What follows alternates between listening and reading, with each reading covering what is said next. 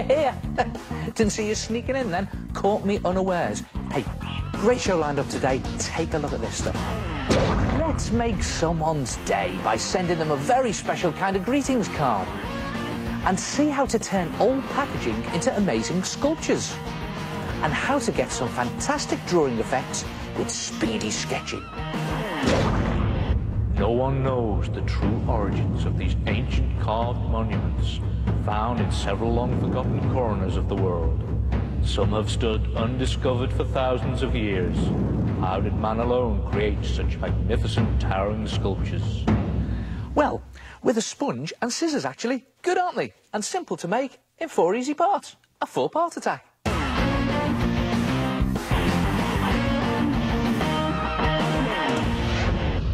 First, you're going to need a big old sponge like this and draw around it onto some thin card. Then design your sculpture's face in this shape. Start right at the bottom edge and make it nice and simple and draw it from side on. Just fit the face to the shape of your sponge. And when you're happy with your face, cut it out and use this as a template for drawing your face onto the sponge. So just hold it steady and go all around the shape like this. Just follow the outline of that card cutout.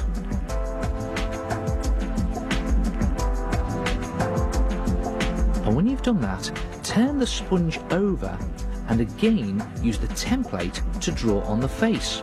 But make sure that you turn the template over as well so that the faces are looking in the same direction. And if you make sure that your face has a nice wide shoulder at the bottom there, it means that your monument will have a nice wide sturdy base and will stand up easily. Now you need to do some sculpting. Take some scissors and start to snip away at the sponge following the pen lines. Now be careful of your fingers while you're doing this. Just snip away around the lines. This is great fun to do, you know. And you can also pick out larger sections of the sponge with your fingers themselves. And slowly your sculpture's features will appear. And don't worry if you make a mistake like that, because if you cut away the wrong piece, you can just glue it back on using neat PVA glue. See that? Glue it on and pop the bit back on. Easy. Then just keep trimming until you're happy with your sculpture's shape. Now he's really starting to look good, and don't worry about the uneven surface of the sponge. It'll add to the ancient worn stone effect. Now, before you throw these cut-off bits away, how about using them for some finer detail? Carefully cut out 2 thin crescent moon shapes like this. And again, use some neat PVA glue and glue them to either side of the head for ears.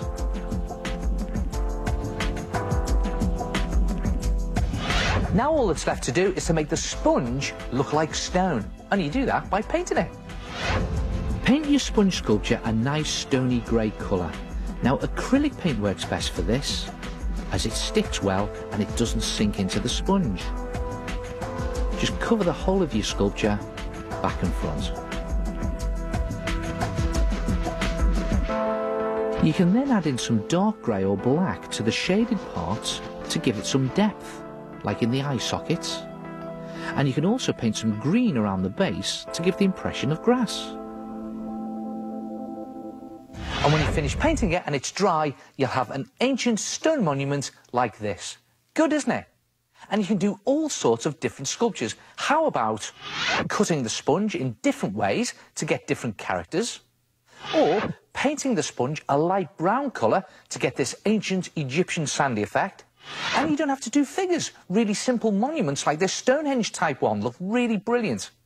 Try it yourself. Sponge sculptures.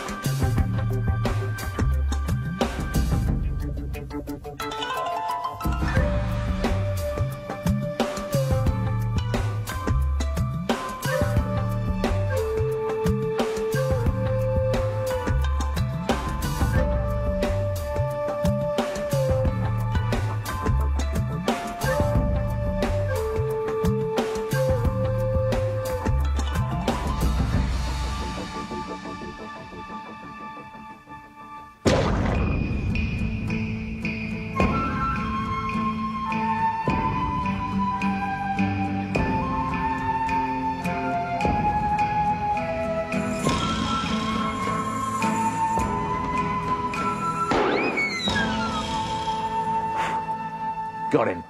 Just call me Quick on the Draw Buchanan. Take a look. What do you think? Actually, you know, it's okay. It's not brilliant, but it doesn't matter. No harm done, no laws are broken, no one got hurt, apart from him. But this quick on the draw sketching technique is a great way to practice a quick sketch. And sometimes you get great results. Just quick on the draw. So, okay, here we go. Don't think about what you're drawing. Just let the pencil do the walking across the paper. Let the pencil do all the work for you. You just do a quick sketch. See that? Don't even think about what you're doing. Just lay it on really quick. Don't think about it. I don't know, think about something else. The footy match on Saturday, or your dance lesson, or you could even hum to yourself. Don't think about it. There you go. Done. See that? Not bad, eh? Well, don't worry about whether it's good or bad. Sometimes it'll be absolute rubbish, but other times you'll just capture a bit of magic. Now, just look at these. These were all done really quickly. That's good. And that one's good. And that one's good, but that one, pretty rubbish. Well, I've used pencil for these. It's the perfect sketching tool, but you can sketch with anything you want. Now, this quick-on-the-draw, fast sketching technique is great for capturing sketches of things that move, like animals, sportsmen on the telly, or even dancers. And the more you practice quick-on-the-draw sketches, the better you get. But the important thing about it, just draw what's there. So, OK, I'm going to do a really quick sketch of something that moves around a lot. My cameraman. Cooey. So here we go. Quick on the draw. Let's go for it. Just draw what's there. Doesn't need to be perfect. Just let your pencil or pen do the drawing. So there's the camera. And you've got all this bit going on down at the bottom here. I don't know what it is. I don't know what it does. I'll have to ask him later. He probably doesn't know either. But anyway, there it goes. And it goes there. So all these bits here. It doesn't need to be perfect again. And let's get that little box in the top up there. And all I'm trying to do is capture what's there very quickly. So I'll put Keith in as well. Like that. He'll have a whinge about this later. Oh, do I really look like that? Well, doesn't matter. Just capturing the energy of it. The hand around there, the arm. I'm just drawing what I can see, and I'm letting the pencil do all the hard work. Not thinking about it at all. And you can even put some shading in if you want. Again, just really quick. Put shading in there like that. And there it is, quick on the draw. Now, it's not perfect, but I think it's got energy and character. So go on, try it yourself. Practice quick on the draw sketching, and don't worry if it's not brilliant every time, because with a bit of practice, you'll be able to capture things really quickly.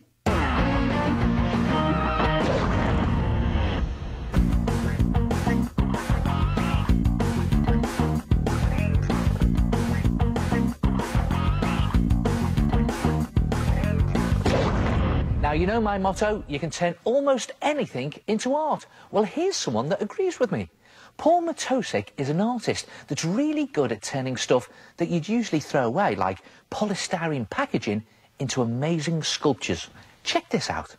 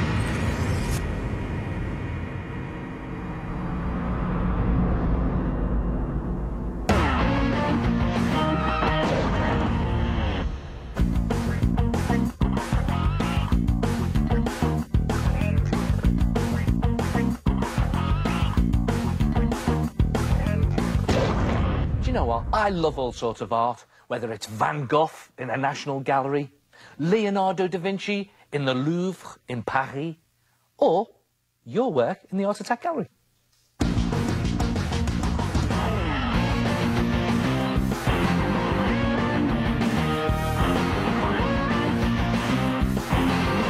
Ah yes, a really dynamic portrait by Tony.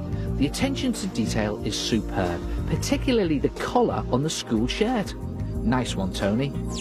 And this is a brilliant collage of a guitar by Dale, because if you look closely you can see each little piece is made from either a tiny picture of a guitar or a section of one. And Alex has designed a really sparkly fairy card. I particularly like the 3D cone body, and using handprints to make the wings is pure genius. Yeah, what an original card idea from Alex, eh? Do you know what? I'm always searching for original ways of making greetings cards, and guess what? I've found another one. Costume cards. Cards that are made out of a costume for an occasion. I'll tell you what I mean. First, decide what the occasion is. Like, it could be Christmas, a birthday, Halloween, and decide what type of costume you would wear on that occasion. Now, I'm going to do a birthday card, so okay, what do you wear at a birthday party? Could be a disco, or a fancy dress, or something for a posh night out. Well, as it's a special occasion, posh is good. One posh birthday costume card coming up. For a posh jacket, take a piece of thin card that's a bit longer than A4 and the colour that you want your jacket to be, and fold one edge roughly into the centre. You don't have to be too accurate with this. Then fold the other edge in to meet it, overlapping this first flap a little. Fold down the corner of the flaps to create collars, and this will be your basic jacket shape. There's one collar there, and another collar on the other side.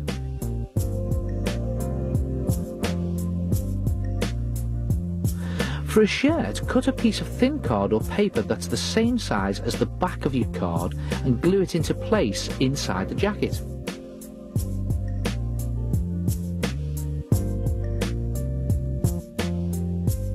And now you can add on extra details. If you cut the edges off a paper doily, they make a good lacy frill for the front of your shirt. Just snip off the edges like that. You need a couple of these and arrange them down the length of the shirt. About 3 overlapping rows on either side looks good. And then just glue them into position. Look at that. Very frilly and very fancy. To make a bow tie, you need some paper that's roughly postcard size, and then fold it lengthways a couple of times, back on itself like this, into a kind of fan. This is a sort of concertina fold. Then wrap a small strip of paper around the middle and tape it at the back to hold it into place. And this will pinch it in the middle. And then just glue it to the top of the shirt.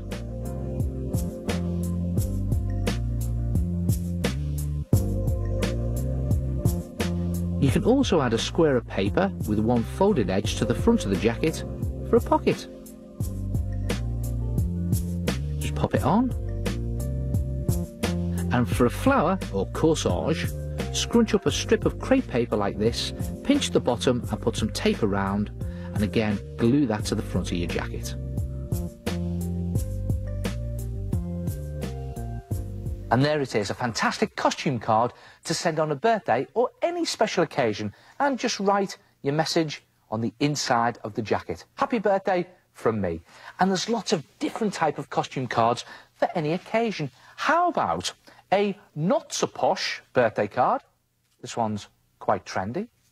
Or even a school uniform to congratulate someone on passing their exams. That's good, isn't it? And how about one for Christmas, the good old Christmas card? And you put your message inside. And how about this clown costume for a party invite? Try it yourself. Create a costume card. TVO kids, Martha Speaks, everyone's favorite talking dog, is coming up next on The Space. Totally amazing. And we've got a special treat for you. The author, Susan Mehta, live on the internet from the United States, is here to talk to us. Hi, Susan. Hello, Mark. Are you excited to be on TV?